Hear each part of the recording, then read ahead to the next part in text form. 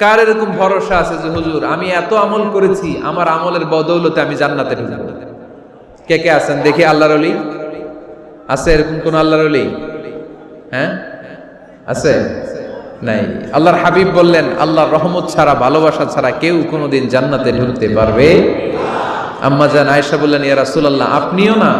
আল্লাহর হাবিব বললেন না আমিও না, তবে আল্লাহর রহমত আর দয়া সেদিন আমাকে ঘিরে রাখবে। মান নুকিশা উযিবা, যার হিসাব আল্লাহ সেদিন চাইবেন সে ধরা খেয়ে যাবে। সব সময় আল্লাহর কাছে এই দোয়াটা যেন আমরা করি, আল্লাহ কিয়ামতের দিন তুমি আমার হিসাব নিও না, আল্লাহ তুমি আমার বিচার বসিও না, আল্লাহ তুমি দয়া করে আমারে মাফ করে দিও।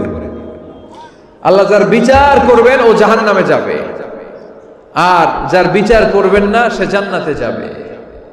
আল্লাহ যদি বিচার করে আর পাই টু পাই হিসাব নেয়, নামাজ পড়লি না কেন, রোজা রাখলি না কেন, মিথ্যা বললি কেন, খাদ্যে ভেজাল দিলি কেন, মাছে ফরমালিন দিলি কেন, যৌতুক খাইলি কেন, ঘুষ খাইলি কেন, উল্টাপাল্টা করলি কেন, জিনা করলি কেন, একটার পর একটা প্রশ্ন বানে যদি সেই ভয়ঙ্কর দিনে আল্লাহ আমাদেরকে জর্জরিত করে, আমাদের কোনো উত্তর আছে?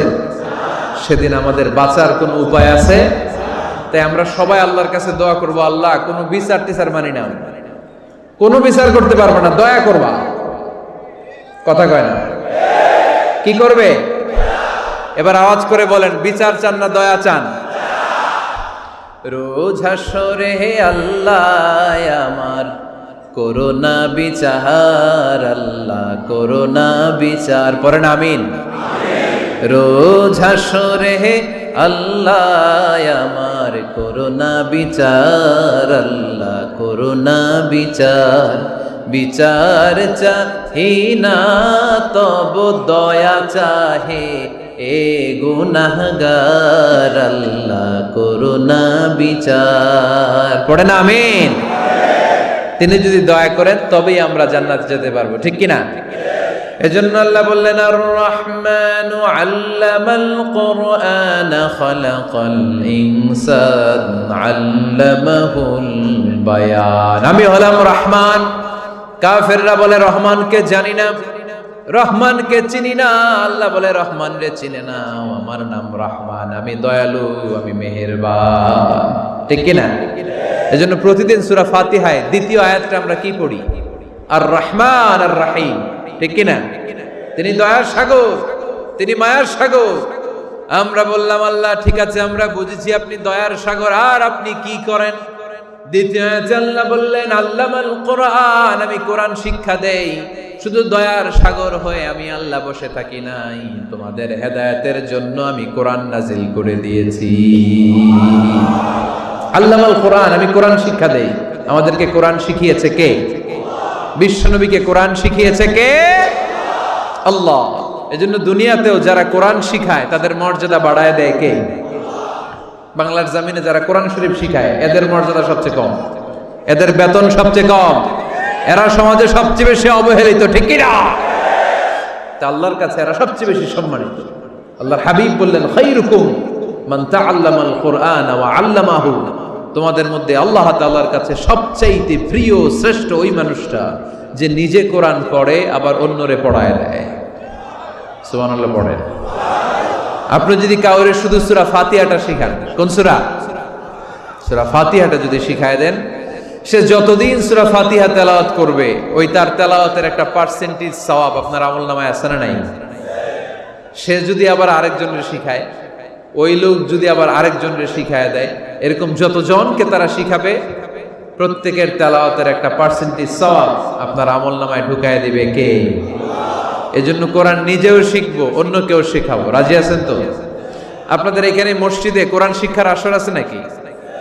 হ্যাঁ, এই যে বাড়ির পাশে যে একটা মসজিদ দেখলাম, কোরআন শিখায়।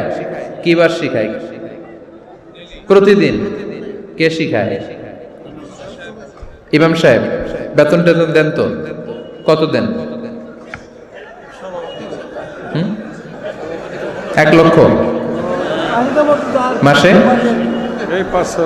5,000 বলে কি? এক একটা ইমামের কমসে কম 1 লক্ষ টাকা বেতন হওয়া দরকার, ঠিক কিনা? না খেয়ে না পড়ে অল্পতে তুষ্ট থেকে যারা শুকরিয়া করে এরা আমাদের আইম্মাতুল মাসাজিদ, মসজিদের ইমামরা, মসজিদের মুয়াজ্জিনরা। এক একটা মসজিদের মুয়াজ্জিনের গলা হবে এরকম বিশাল উঁচু। কিয়ামতের ময়দানে সবাই আমরা এর দিকে তাকায় থাকবো, কিরে ভাই তোর গলা উঁচু কেন? সে বলবে আমার এই গলা দিয়ে প্রতিদিন 5 বার আমি আজান দিয়েছি। কিয়ামতের ময়দানে ঠিকই সম্মানিত, দুনিয়ায় আমরা চিনলাম না ওনাদেরকে। এজন্য কোরআন শিক্ষার আসর জন্য আমরা গড়ে তুলি। তালিমুল কোরআন প্রজেক্ট লাগবে, শিশুদের কোরআন শিক্ষার আসর, নারীদের কোরআন শিক্ষার আসর, বয়স্কদের কোরআন শিক্ষার আসর। আমরা কোরআন শিখে মরতে চাই, কোরআন জেনে মরতে চাই। No excuse will be granted that day. সেদিন আল্লাহ কোনো এক্সকিউজ গ্রহণ করবে না। সব পারো, হিন্দি তো ঠিকই কইতে পারো, হিন্দিতে কথা কইতে পারে না ছেলেপেলেরা? হিন্দি সিনেমা এমন দেখা দেখে হিন্দিতে কথা কইতে পারে। তো হিন্দি ভাষা বুঝতে পারলে, শিখতে পারলে আরবি পারলা না কেন? কোনো এক্সকিউজ, ওজর, আপত্তি সেদিন আল্লাহ গ্রহণ করবে না। শরীয়তপুরের ভাইরা, আসুন আমরা কোরআন শিখি, আসুন আমরা কোরআন পড়ি। প্রতিদিন একটা আয়াত হলেও কমপক্ষে আমরা যেন কোরআনের অর্থ পড়ি, বঙ্গানুবাদ পড়ি। রাজি আছেন তো? আপনাদের স্মার্টফোন আছে কার কার হাতে দেখি?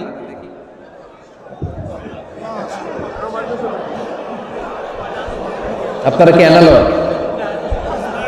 স্মার্ট আপনি? মাশাআল্লাহ। তোমরাও কি স্মার্ট? হ্যাঁ, ঠিক আছে, হাত নামাও, হাত নামান সবাই। তো এই যে স্মার্টফোন আসছে স্মার্ট বানাইতে, যেই ফোনের মধ্যে কোরআন নাই সে আনস্মার্ট, ঠিক কিনা? যার মোবাইলের ভেতরে কোরআনের অ্যাপস আছে, ডাউনলোড করে অ্যাপস রেখেছে, সেই হচ্ছে আসল smart. He is the real hero, he is the real smart. এজন্য মোবাইলের অ্যাপসের ভেতরে কোরআন ঢুকাইতে হবে।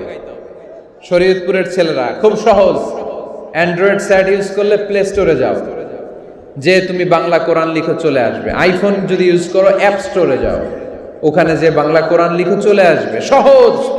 এত সহজ হওয়ার পরেও আল্লাহ কি বললেন আমরা যদি না শিখি, না জানি, আল্লাহ কি ক্ষমা করবে? যা বলার সব আল্লাহ বলে দিয়েছে এই কোরআনে। এই কোরআনে শুরু হয়েছে বিসমিল্লাহির রহমানির রহিম দিয়ে, মানে বা দিয়ে। কি দিয়ে? চিল্লায় বলেন না, কি দিয়ে? বা দিয়ে। আরে কোরআন শেষ হয়েছে সূরাতুন নাস দিয়ে, যে সূরার শেষ আয়াত হচ্ছে মিনাল জিন্নাতি ওয়ান নাস। বা আর সিন মিলাইলে কি হয়? বাস। এবার বাসে চড়া শরীয়তপুর শহরে যাব। ওই বাস না, এই বাস মানে যথেষ্ট, এই বাস মানে সাফিসিয়েন্ট, কাফি। আল্লাহ বুঝালেন এই 30 পারায় 114টা সূরায় আমি যা দিয়েছি এটাই বাস, যথেষ্ট। নতুন করে আর কিচ্ছু লাগবে না। চিল্লায় বলেন ঠিক কিনা?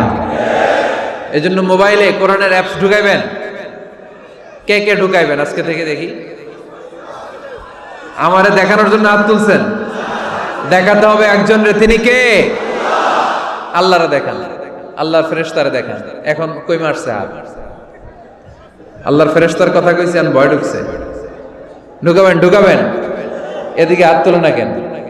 আছে? মাশাআল্লাহ, হাত নামান।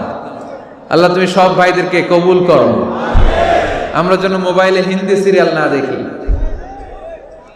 আমরা যেন ড্যান্স না দেখি, উলঙ্গ নৃত্য যেন না দেখি। আমরা যেন এই মোবাইলে কোরআন পড়ি। আমরা কান দিয়ে যা শুনবো তাতে যেন সওয়াব হয়। আমরা চোখ দিয়ে যা দেখবো তাতে যেন সওয়াব হয়, ঠিক কিনা? যেন কানে শুনি সদা তোমার কালাম, হে খোদা চোখে যেন দেখি শুধু কোরআনের আয়াত। শোনো আমার মুনাজাত, শোনো শোনো ইয়া ইলাহি আমার মুনাজাত, শোনো আমার মুনাজাত। পড়েন আমিন। তাহলে আমরা যে কিতাবটারে সঙ্গী বানাবো, কিতাবটার নাম সবাই বলেন।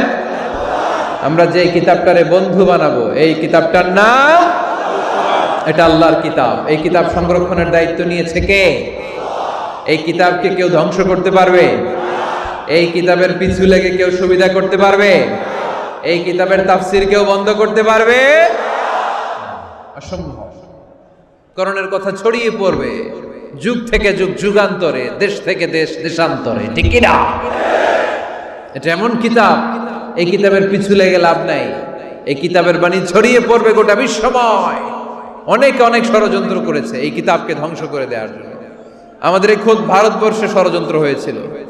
ব্রিটিশরা যখন চলে গিয়েছিল, ওরা প্ল্যান করেছিল এই কিতাবকে কি করে আমাদের থেকে ডিটাচ করা যায়, কেমন করে আলাদা করা যায়। এর একটা কমিটি করে দিয়েছে, আপনারা গবেষণা করে দেখেন এই ভারতবর্ষ থেকে কেমন করে কোরআন দূর করা যায়। তারা বুদ্ধি করে বলল, এক কাজ করি, কারণ তাদের কোরআনের কপিগুলো মসজিদ থেকে বের করে আমরা আগুন দিয়ে জ্বালাই দিব, তাইলেই কোরআন শেষ। কোরআনের কপি যদি আগুন দিয়ে জ্বালায় দেওয়া হয়, তাহলে তো পৃথিবীতে কোরআন থাকবে না, না থাকবে?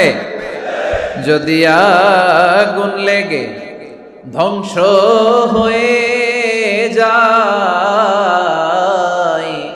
ধ্বংস হয়ে যায়, যদি আগুন লেগে যায়, পুড়ে যায় পৃথিবীর সব বইয়ের দোকান, বিশ্ব থেকে হারাবে না পবিত্র কোরআন, বিশ্ব থেকে হারাবে না পবিত্র কোরআন, ঠিক কি না? পরে দেখলো না রিসার্চে গন্ডগোল আছে, অ্যানালাইসিস ভুল। আবার নতুন কমিটি পাঠালো তারা ইংল্যান্ড থেকে, 33 সদস্য বিশিষ্ট কমিটি। তারা এসে গবেষণা করে দেখলো না, এই কোরআন আগুনে জ্বালাই দিলে কোরআন দূর হবে না। কারণ আমরা ভারতবর্ষের হেফজখানাগুলোতে যে দেখেছি, ছোট্ট বাচ্চারা মাথা দুলিয়ে দুলিয়ে কোরআন পড়ে। কোরআন তারা শুধু কাগজেই লিখে রাখে না, সিনার ভিতরে গেঁথে রাখে। ওই কোরআন মুসলমানদেরকে শিখিয়েছে কে?